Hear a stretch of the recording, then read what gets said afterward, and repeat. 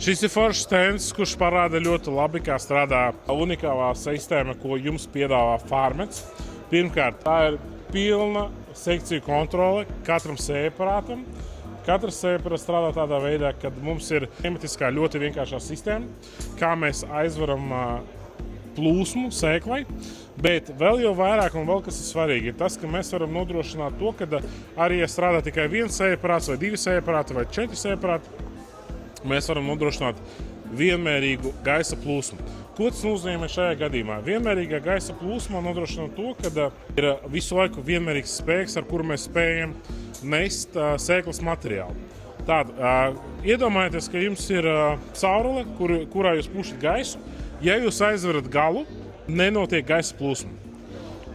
Ar Farmet sistēmu šajā bildē vislabāk tiek atainoti 2 varianti. Pirmais ir tas, ka mums ir patstāvīgā gaisa plūsma, mums notiek sēklas padeve, un otrā pusē, tajā mirklī, kad mums ir sējaparāts ciet un tiek nodrošināta sēklas materiāla padeve, ka sēkla aiziet atpakaļ, sadalās pa pārējo sējaparātu un gaisam ir izēja, kur aiziet prom.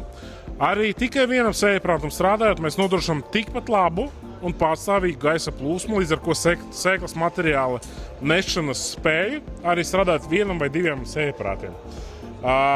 Ja rodas jautājums, kas notiek ar šo sēklas materiālu, vai mums gadījumā ir tā, ka pārējos sējaparātos neveidojas lielāka sēklu masa, tas tā nenotiek, jo pati sistēma ir tik inteliģenta, kad zinot to, ka mums ir darba platums samazinājies, ka mēs, piemēram, nestrādājam 6 metros, bet mēs gribam strādāt 1,5 metrā, jau dozators viņš nes mazāku sēklas apjomu kopumā.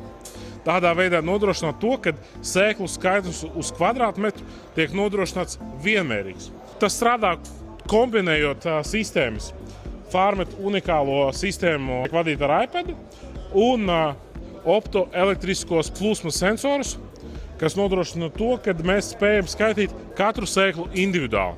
Līdz ar ko arī saimniecībām, kas negrib strādāt tikai vienkāršā veidsmodīgā stilā kilogrami uz hektāru, mēs varam ievadīt sējmašīnā, kad mēs strādājam nevis kilogramu uz hektāru, bet piemēram sēklas uz kvadrātmetru un nodrošināt pastāvīgu kalibrāciju un pastāvīgu sēklas kontroli.